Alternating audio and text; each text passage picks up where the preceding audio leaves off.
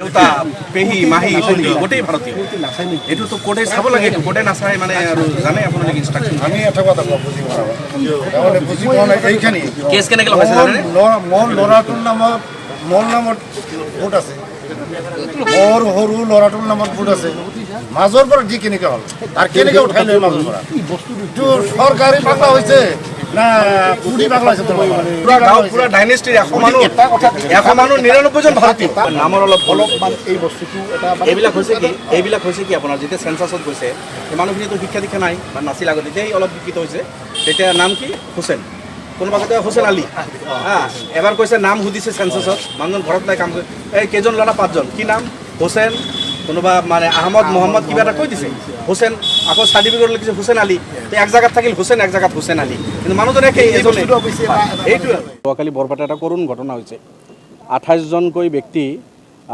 তেখেতসকলক বিভিন্ন থানাৰ পৰা উঠাই আনিছে বৰপেটা SP অফিচত আনিছে আৰু বৰপেটাৰ পৰা তেখেতসকলক ডিটেনশ্যন কেম্প গোৱালপাৰালৈকে যোৱাকালি পঠাইছে বহুকেইজনী বৃদ্ধা মহিলা আছে বহুকেইজন বয়োজ্যেষ্ঠ পুৰুষ আছে মধ্যম বয়সৰ পুৰুষ বহুকেইজন আছে 28 জন এই ব্যক্তিসকলক পঠাইছে আপোনালোকে দেখিছে এই ব্যক্তিসকলৰ ল'ৰা ছোৱালী ভাই ভনী নাতি নাতিনীক গাঁওবাসী আত্মীয় স্বজন সব আহি কন্দা কাটা কৰিছে ৰাস্তাত তেখেতসকলে আপোনালোকে দেখিছে কি কৰুণ ঘটনা আছিল যদি এই ব্যক্তিসকল বিদেশী হ'লহেঁতেন বিদেশী ব্যক্তিৰ পিছত কোনে কান্দিব আমি বিদেশীৰ পক্ষত নহয় এটা কথা ক্লিয়াৰ কৰিছোঁ বিদেশী যাব লাগে কোনোবা বিদেশী আহিলে সেইজনক ধৰি থানাত বা জেলত ৰাখিলে কান্দিবলৈ মানুহ নাথাকে নহয় কিন্তু আপোনালোকে দেখিছে পুৰা গাঁও উঠি আহিছে যিজন ব্যক্তিক গ্ৰেপ্তাৰ কৰি পঠাইছে সেইজন ব্যক্তিৰ ল'ৰা ছোৱালী ভাৰতীয় সেইজন ব্যক্তিৰ ভাই ভনী ভাৰতীয় সেইজন ব্যক্তিৰ মা দেউতা ভাৰতীয় সেইজন ব্যক্তিৰ ককা দেউতা ভাৰতীয় সেইজন ব্যক্তিৰ নাতি নাতিনীয়েক ভাৰতীয় আৰু এই গোটেইখিনি উঠি আহি কালি বৰপেটা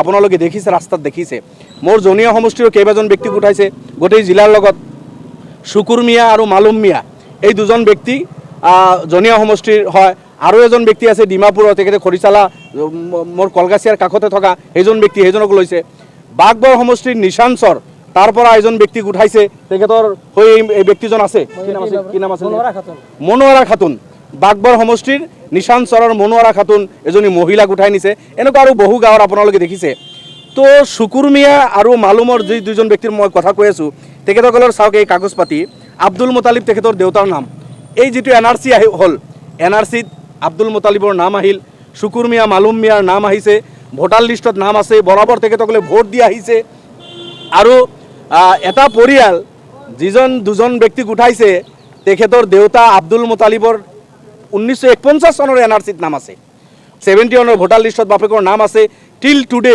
সেইসকলৰ মা দেউতাৰ নাম আছে নতুনকৈ NRC ওলাইছে তাতেও আব্দুল মুতালিব আপোনালোকে চাব ইয়াতে যি দুজন ব্যক্তিক উঠাই নিছে সেই দুজন ব্যক্তিৰ দেউতাৰ নাম আছে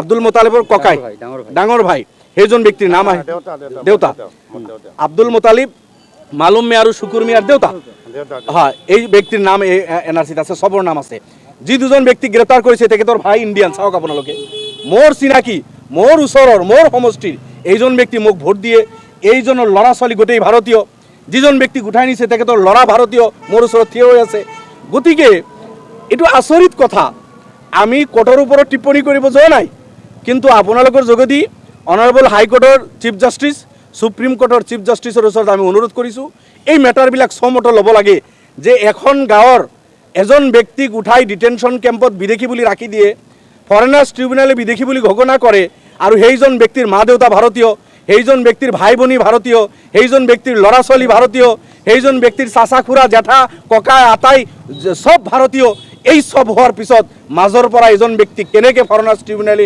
বিদেশী বুলি ঘোষণা কৰে কিহৰ ভিত্তিত ঘোষণা কৰে এই ব্যক্তিসকলক ঘোষণা কৰিছে সাধাৰণতে 90% কেছ এক্স পাৰ্টি হৈছে এখেতসকলে নাজানে ভোটাৰ লিষ্টত নাম আছে ভোট দি আহিছে এইসকল বছৰ বছৰ ভোট দিছে 2001 পৰা 2016লৈকে তৰুণ গগৈ চৰকাৰ আছিল এই কাৰ্যকালত আপোনালোকে দেখিছে লাখ লাখ মানুহৰ নামত তেখেতসকলে ফৰেনাৰ কেছ ফাইল কৰিছে ৰেফাৰেল কেছ বিভিন্ন থানাত পঠাইছে অথচ এই মানুহখিনি নাজানে থানাত বহি কোনোবা এজন ব্যক্তিৰ নামত বিদেশীৰ নামত কেছ বনাইছে সেই কেছটো তেখেতসকলে এফটিৰ পৰা মাতিছে এই দুখীয়া মানুহবিলাক খবৰে পোৱা নাই বা খবৰ পালে উকিল ধৰিবলৈ পইচা নাই বা তেখেতসকলে যে কোৰ্টত আহিব লাগে নাজানে এনেকুৱা গৈ কেছবিলাক এক্সপাৰ্টি হৈছে আজি ভাৰতীয় নাগৰিক সেইসকলক ধৰি নি ডিটেনশ্যন কেম্পত ভৰাই দিছে কালিৰ কৰুণ ঘটনাটো আপোনালোকে দেখিছে তো মই এতিয়া আপোনালোকৰ যোগেদি এইটোৱে ক'ব বিচাৰিছোঁ, মুখ্যমন্ত্ৰী ডাঙৰীয়া, অত্যাচাৰৰ এটা সীমা থাকে।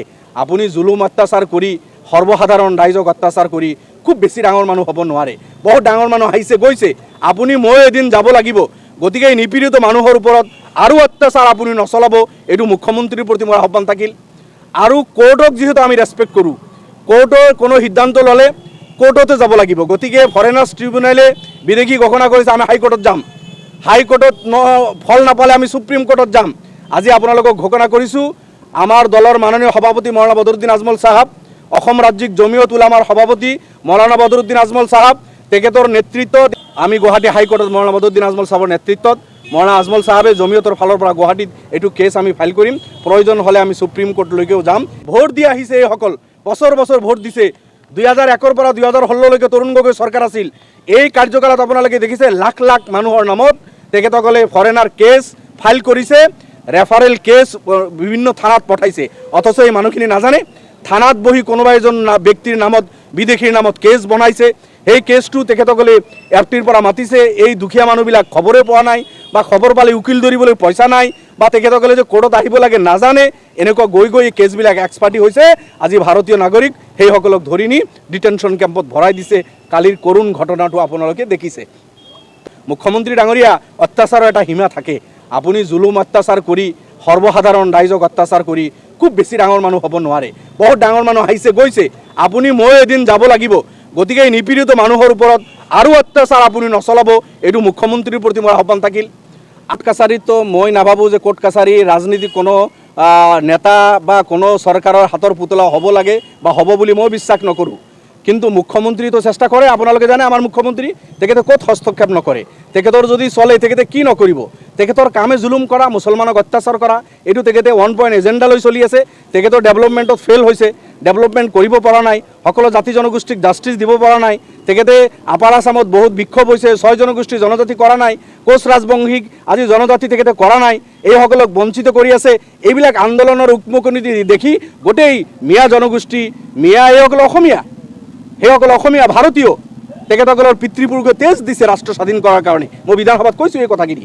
গতিকে এতিয়া মুখ্যমন্ত্ৰীৰ 1 পইণ্ট এজেণ্ডা, মুছলমানক হাৰাশাস্তি কৰিলে তেখেতে ভাবিছে মোৰ আপাৰ আছামত ভাল হ'ব, মুছলমানক হাৰাশাস্তি কৰিলে মোৰ ভোট বাঢ়িব। নাবাঢ়ে। মুখ্যমন্ত্ৰী ডাঙৰীয়া, অসম ৰাজ্যত হিন্দু হওক মুছলমান হওক এতিয়াও 90% নিৰপেক্ষ মানুহ আছে বুলি আমি ভাবোঁ। আৰু সেইসকলে আপোনাৰ এই লেতেৰা ৰাজনীতি ভাল নাপায়। বিজেপিৰ এজেণ্ডা। এই 28 জন মানুহৰ 20 জনৰো অধিক আছে, যিসকলৰ 2001 পৰা 16লৈকে তেখেতসকলৰ নামত এই ফৰেনাৰ্ছ ট্ৰিবিউনেলত মানে কেছ ৰেজিষ্টাৰ হৈছে। এইসকল ব্যক্তিৰ নামতো কেছ ফাইল হৈছে। মুখ্যমন্ত্ৰী তৰুণ গগৈ আছিল। 2001 পৰা 16লৈকে অসমৰ মুখ্যমন্ত্ৰী তৰুণ গগৈ, ৰকিবুল হুছেইন ডাঙৰীয়াৰ মুৰব্বী, আব্দুল খালেক চাহাবৰ মুৰব্বী তৰুণ গগৈ অসমৰ মুখ্যমন্ত্ৰী থাকোঁতে এই সব মানুহৰ নামত কেছ লাগিছে। আৰু সেই কেছবিলাক এই মানুহখিনি নাজানে, ঘৰত বহি বহি কেছ বনাইছে। কাৰোবাক কোনো এটা সংগঠন দলক সন্তুষ্ট কৰাৰ কাৰণে ঘৰত বহি ভাৰতীয় নাগৰিক গৰীব মানুহৰ নামত কেছ ফাইল কৰিছে। সেই কেছবিলাক তেখেতসকলে নাজানে, লেমেন এক্সপাৰ্টি ডিচিজন হৈ এতিয়া ডিটেনশ্যন কেম্পত ৰাখিছে।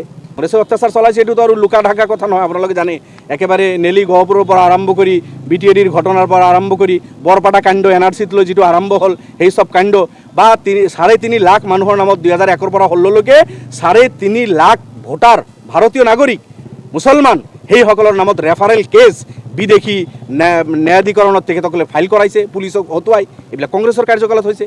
এতিয়া কংগ্ৰেছটো নাই, এইটো কংগ্ৰেছ এতিয়া আৰু কংগ্ৰেছ বেছি মই সমালোচনা কৰিব বিচৰা নাই। কংগ্ৰেছে এই চব কৰি কৰিতো চেছে হৈ গৈছে, অসমত নাই। এতিয়া বিজেপি আহি কংগ্ৰেছতকৈ আৰু 2 গুণ চৰা, বিজেপি আহি কংগ্ৰেছতকৈ আৰু 2 খাপ বেছি উৎপাত কৰি আছে, উৎপীড়ন কৰি আছে। গতিকে কংগ্ৰেছ আৰু বিজেপি এই মেটাৰবিলাকত একেই। হেমন্ত বিশ্ব কংগ্ৰেছৰ পৰাই আহিছে, তাৰ পৰাই শিকি অহা কামখিনি এতিয়া ইমপ্লিমেণ্ট কৰি আছে।